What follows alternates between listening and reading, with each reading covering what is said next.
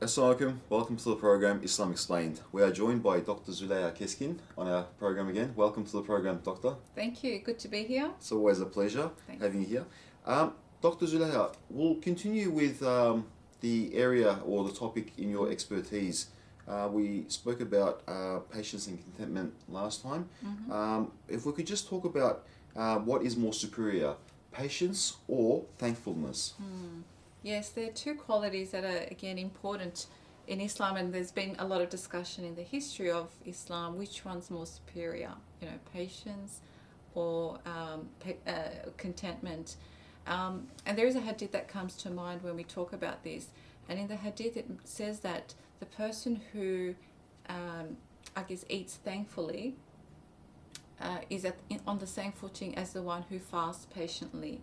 So it's sort of, this sabr shukr. If you're patient when you're fasting, it's the same as if you are thankful when you are eating. So based on this, great classical scholar Ibn Hajar al-Asqalani has said that they are the same, and he uses that hadith as an evidence that they are the same. But having said that, there are more hadith about patience. So some scholars have said, it must mean that that's more important since there are more hadith about it. Then you have scholars like Imam Ghazali who say that you can't really say one superior to another, that it depends on the situation at hand. There are times when you need to be more patient, and there are times when you need to be more thankful. And he compares it to bread and water. You can't say bread is superior to water or vice versa. There are certain situations when you are needy of water, so you don't dehydrate, and sometimes you need the bread, so you have the nutrition. So it's a bit more complex than saying one's superior to the other. So when we think of thankfulness, we generally think about like food and sustenance and so forth. Does it include more?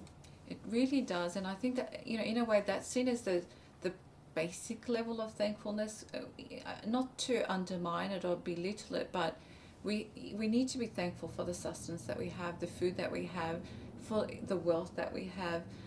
But we can be thankful for much more than that, and we can be thankful for things like, the faith that we have. If we're able to fast during the month of Ramadan, being thankful that we're able to do that. If we have any good qualities that that God has given us, we should be thankful for that. So there's really it's so much more, and there is a Quranic verse that says the more you are thankful, the more Allah will give. So we need to keep that in mind when we're thinking about ourselves as well, the qualities that we have, the friends that we might have, the family that we have. There is just so much to be thankful about.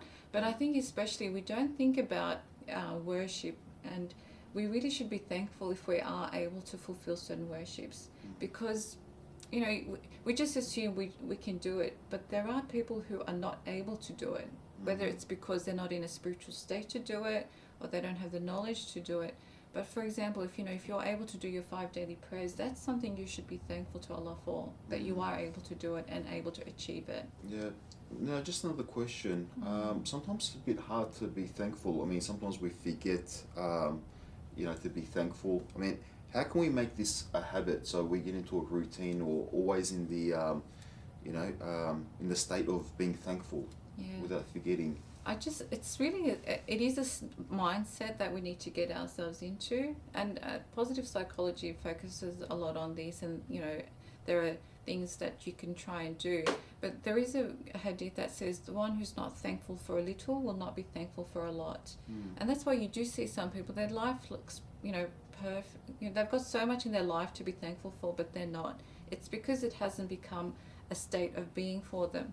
So I would say the key is to try to identify, even if it's at the end of the day, try to identify 5 things that you're thankful for that day.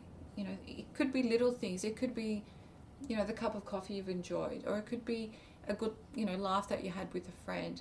So the more you get into the habit of identifying those good qualities, the more they will start, you're in a way reprogramming your brain to identify those good things that happen. And importantly, there's another hadith as well that says one who is not thankful to people will not be thankful to God. So again, that hadith shows that it's a state of being. When you're in a state of being able to identify blessings, again, it could be food, monetary, qualities, relationships. When you get into that state of being thankful, you can, you'll be able to thank people for what they do for you, but you'll also then naturally be able to thank God for those blessings in your life as well.